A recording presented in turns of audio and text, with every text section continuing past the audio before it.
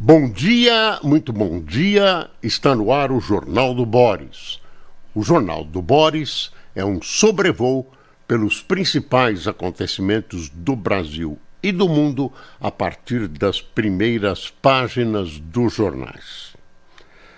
Se você perguntar a alguém que viu noticiários de TV, ouviu noticiários de rádio e hoje abriu os jornais, leu as suas primeiras páginas, se você perguntar para essa pessoa como é que estão os acontecimentos, ele vai te dar a resposta do Chacrinha, que é tudo na mais perfeita confusão. Outros dirão, está tudo dominado.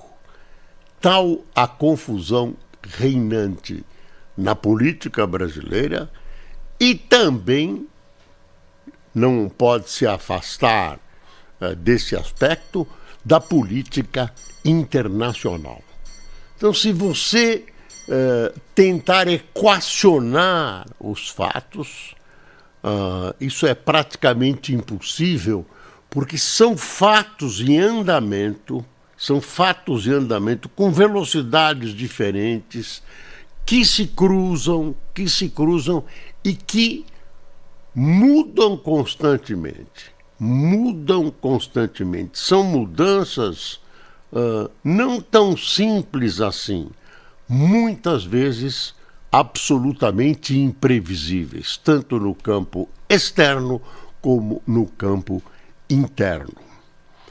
Então, vamos para a manchete de O Globo. Em acordo com o Senado, Gilmar recua em decisão que blinda a STF. Então, alguns aspectos. Realmente, o ministro Gilmar Mendes atravessou todas as linhas vermelhas. Não poderia ter, digamos, arbitrado como arbitrou. Avançou em prerrogativas legislativas, deu bandeira no temor dos ministros sobre impeachment, desafiou a legislação existente com algumas respostas absolutamente inconsistentes a respeito dos porquês isso estava sendo feito, com que base isso estava sendo feito. Bom, o ministro Gilmar não é um homem, pelo menos publicamente, flexível para tomar uma atitude dessas. A atitude de recuo dele é uma atitude de recuo, acabou sendo embalada e vendida a nós mortais como uma espécie de composição. Também tem um quê de composição, mas é um recuo inesperado no Gilmar. Então ele percebeu, ele é um homem inteligente, ele percebeu que tinha errado flagrantemente e que tinha provocado uma hecatombe de caráter político, hecatombe que teria desdobramentos absolutamente desnecessários. Recuou e recuou mesmo. Então está aqui, ministro suspende trecho de liminar que limitava a PGR o direito de pedir impeachment de membros da corte. Então deu uma bela recuada, não recuou em tudo, mas recuou no mais importante. Ou pelo menos no que o parlamento achava mais importante. Negociações entre ministros do STF e a cúpula do Senado esfriaram a crise entre as duas instituições, aberta com a decisão do ministro Gilmar Mendes, que ampliava a proteção a membros da corte. Gilmar recuou parcialmente de sua liminar, suspendendo o trecho que restringia à Procuradoria-Geral da República, PGR, o direito de pedir o impeachment de um ministro. Hoje, qualquer cidadão pode apresentar uma denúncia. Fica mantido na liminar o trecho que eleva para 2/3 dos votos no Senado o mínimo para afastar o ministro. É um quórum mais alto, né? Subiram a corda, fica mais difícil, continua mais difícil, mas é uma coisa mais sofisticada e talvez até ele tenha razão. Tem gente que acha que ele tem razão em subir essa corda.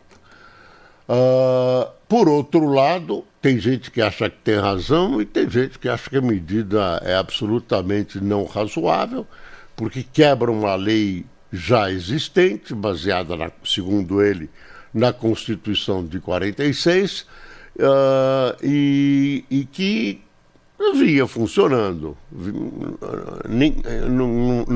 Não havia necessidade de uso, seria um fato tão raro que eu acho que nunca houve necessidade de uso desse quórum.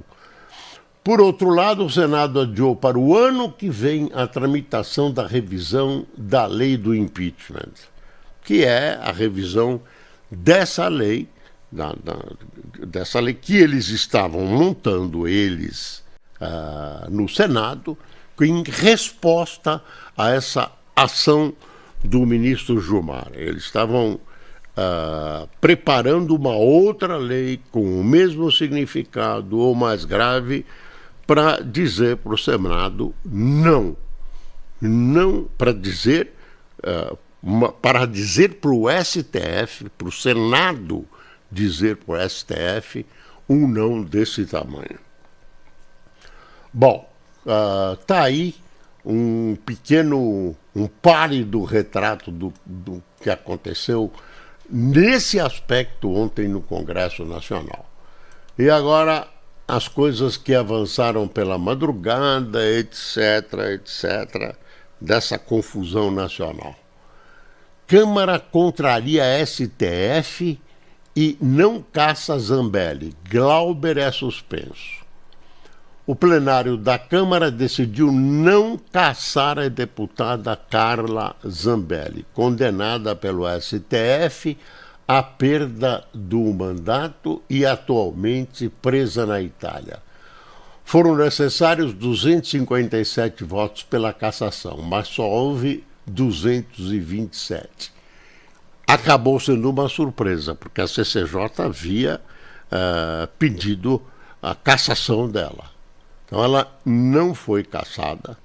Isso foi surpreendente e no fundo, você tem uma desconfiança aí, que é uma coisa da corporativa, né? Um coleguismo. Aqui quem mandamos somos nós. Ninguém pode querer a nossa querida colega, tal. E o deputado Glauber Braga, que protagonizou o show de Braga no anteontem, aquele show horroroso, antidemocrático, brutal, selvagem, no Congresso Nacional, na Câmara dos Deputados, acompanhado de outros episódios de suma gravidade, como a censura à imprensa, etc., foram se desdobrando, foram dando crias gravíssimas, né? Foram rolando e deixando marcas incríveis no processo democrático. Ele teve a cassação dele substituída por uma suspensão por 6 meses. Não foram os fatos de anteontem que levaram a essa decisão, e sim o fato de ele ter empurrado, agredido um membro do MBA que estava nas dependências da Câmara dos Deputados há algum tempo. Enfim, entre mortos e feridos, pessoal, salvaram-se todos. E criaram, vê qual é a consequência política disso.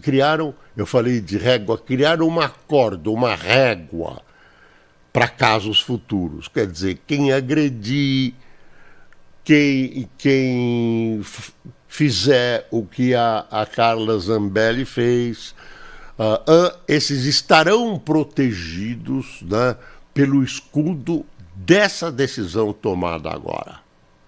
Tá certo? Então, criou um determinado nível de punição. Tá aí, para todos nós pensarmos. Aí vem outros assuntos, a Zambelli vai receber, não vai receber. E o Eduardo vai ser cassado ou não? O Eduardo, que está exercendo o seu mandato nos Estados Unidos, pode ou não pode?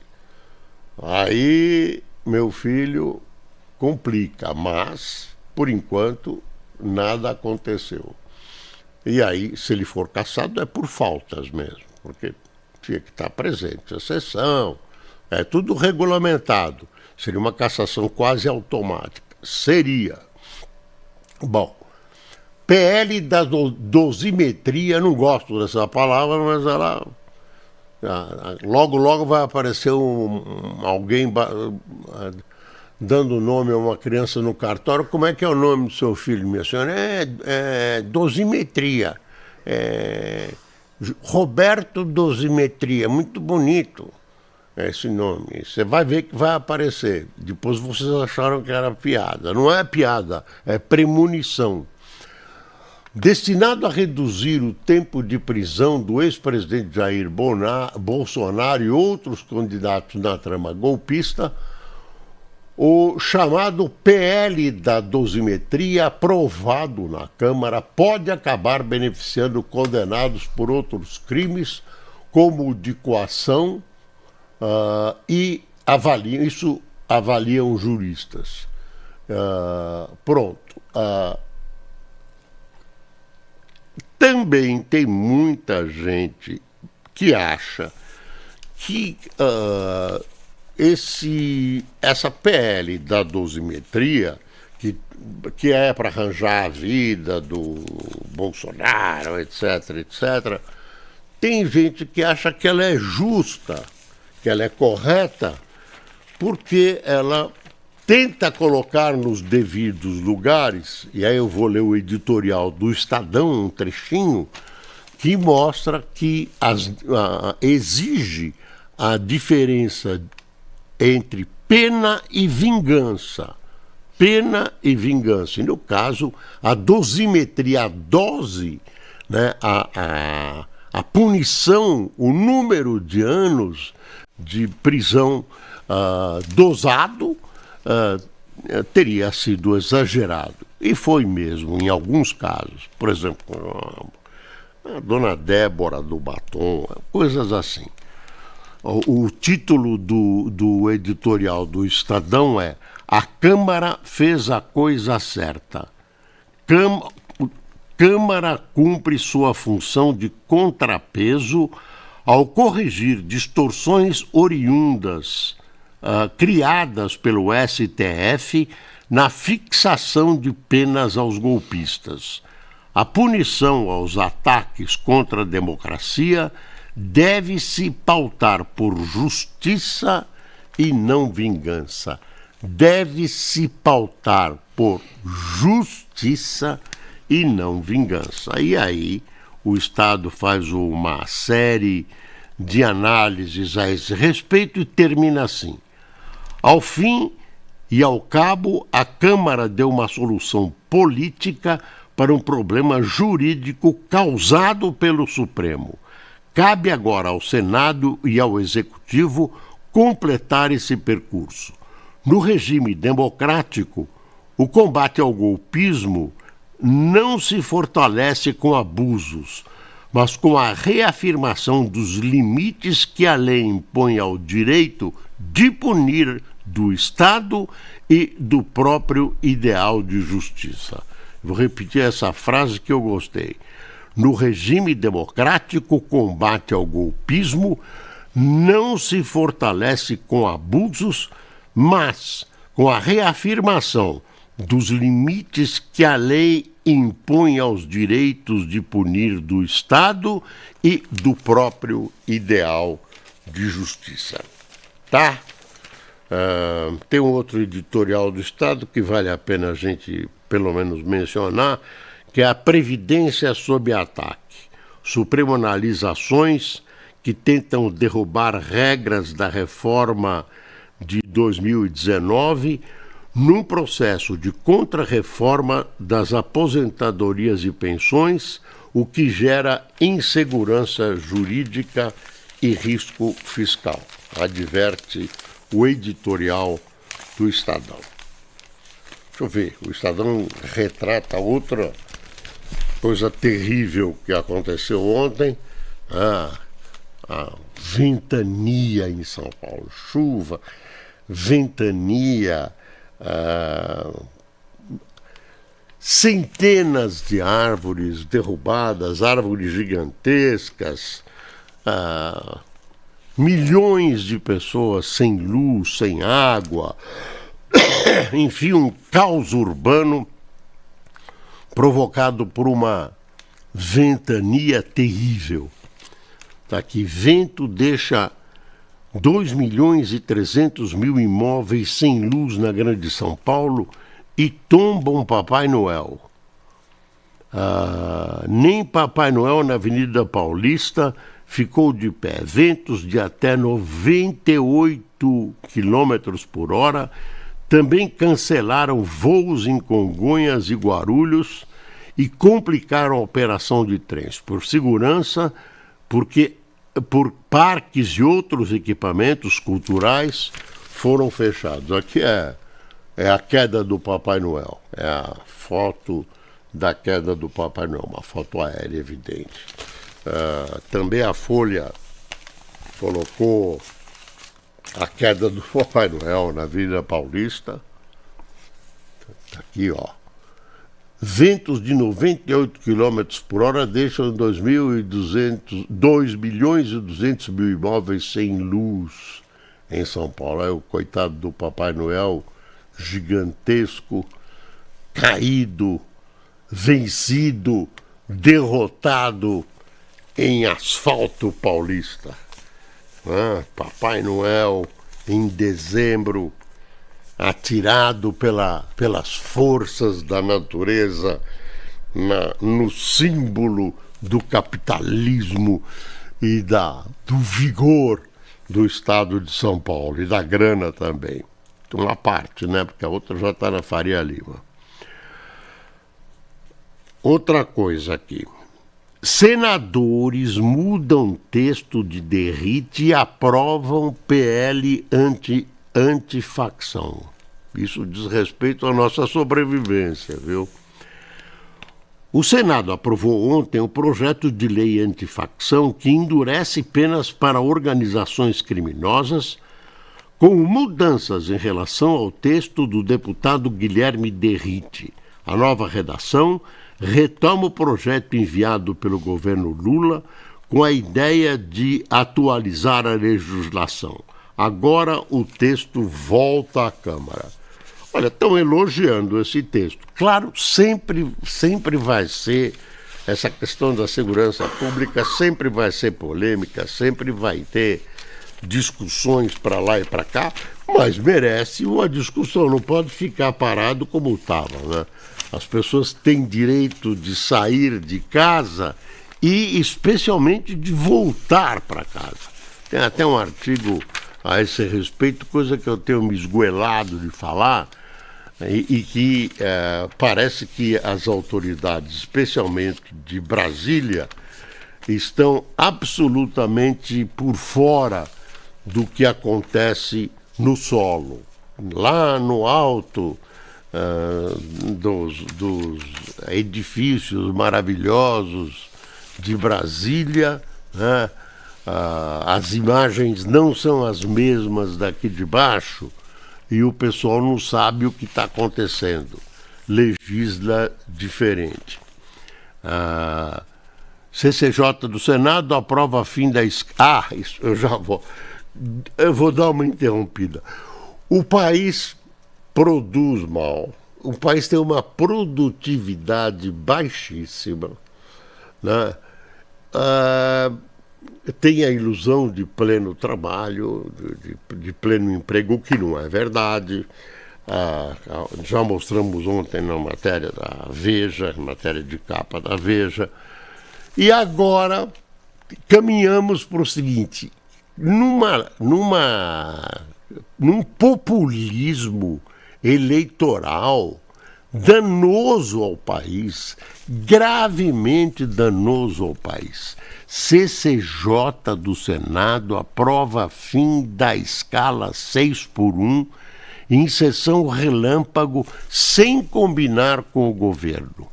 PEC reduz jornada de trabalho de 44 horas para 36 horas semanais e determina 2 dias de descanso. Proposta estipula transação em 5 anos.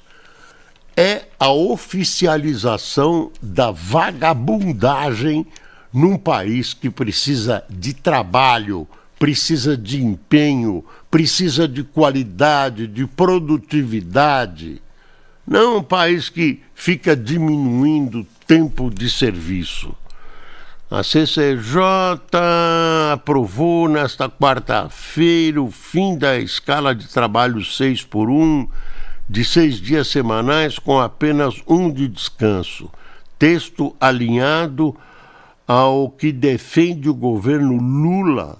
Propostas similares aguardam avanço na Câmara dos Deputados. Olha, não dá, viu? Isso é coisa de Satanás contra o Brasil. Contra o Brasil. Não dá, não dá.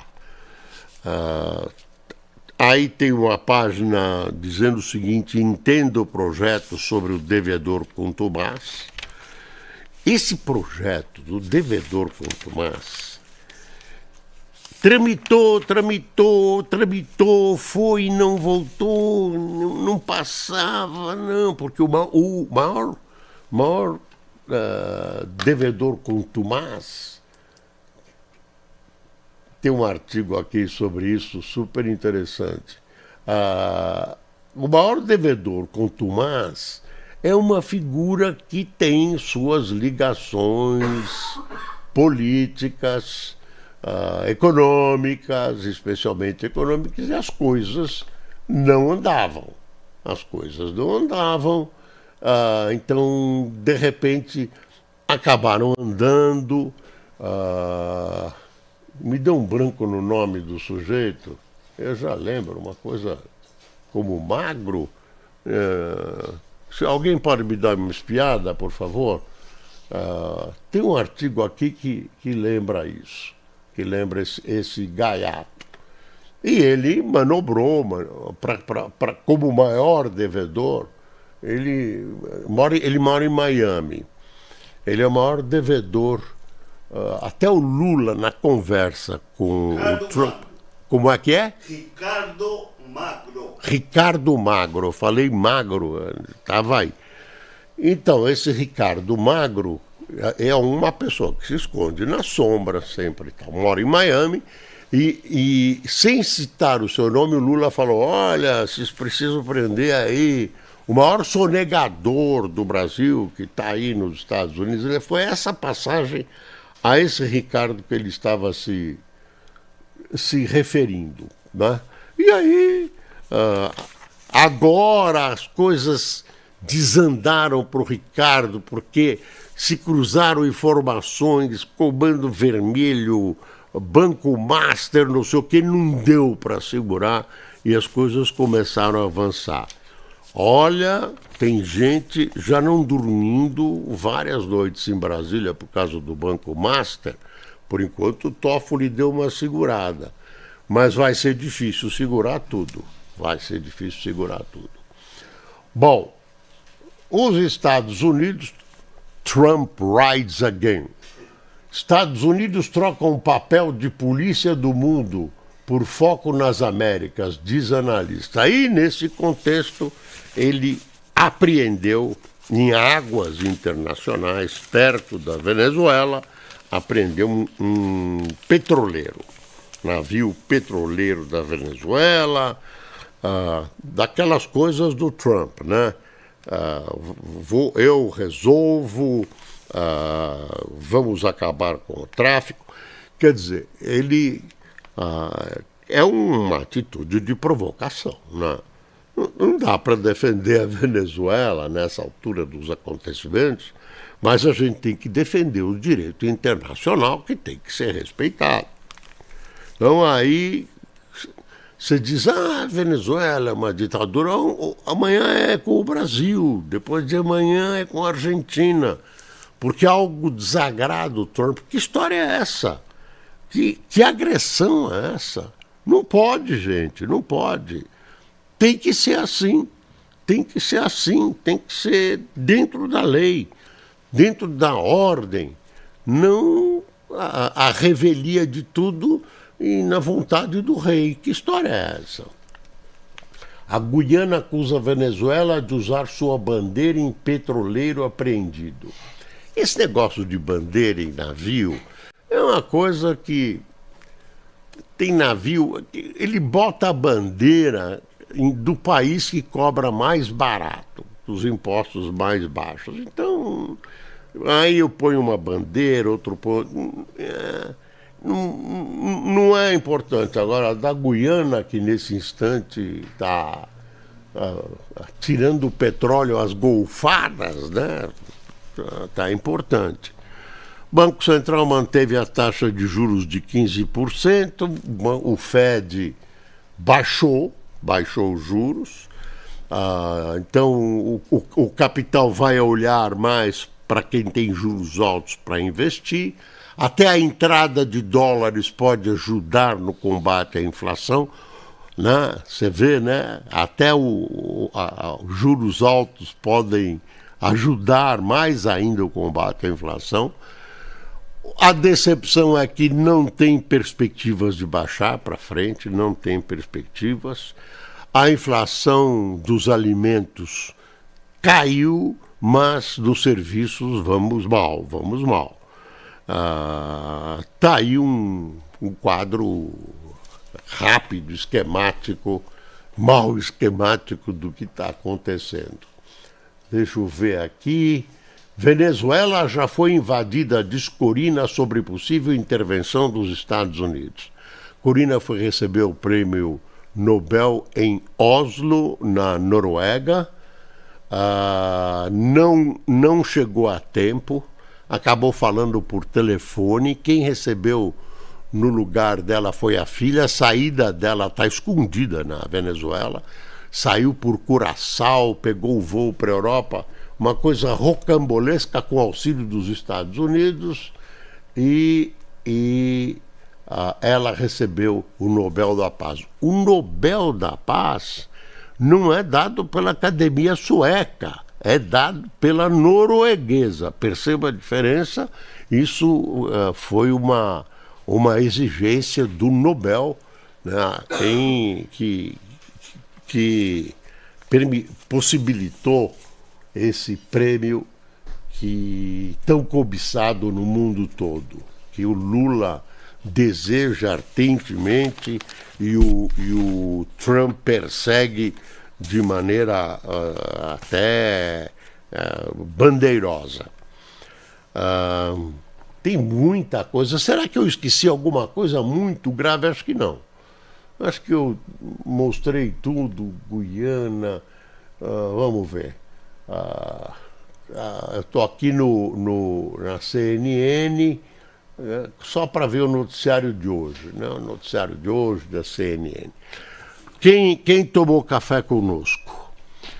Sérgio Bento, Nina Mello, Luciana Pimente, Alex Moreira, Eliette Andrade, Mariano Ricardo, Oscar Gonzaga, Nabelco Montana, Pedro Costa, Lourdes Brinker, Stella Golim, Iraci Garbim, Vera Maria de Bocaina, Ana Luísa de Campos Bom, Cássio, do Rio Grande do Sul, Rogério Rufino de Fortaleza, Ana Teodoro de Bristol, Inglaterra. Pessoal, muito obrigado por sua atenção. Amanhã estaremos juntos novamente. Espero que com o Brasil melhorando um pouquinho, as coisas tendo uma solução pró-necessidades da população. É tão simples, é tão normal né? E preferem os caminhos descaminhados para se desencaminharem com o nosso dinheiro. Até amanhã.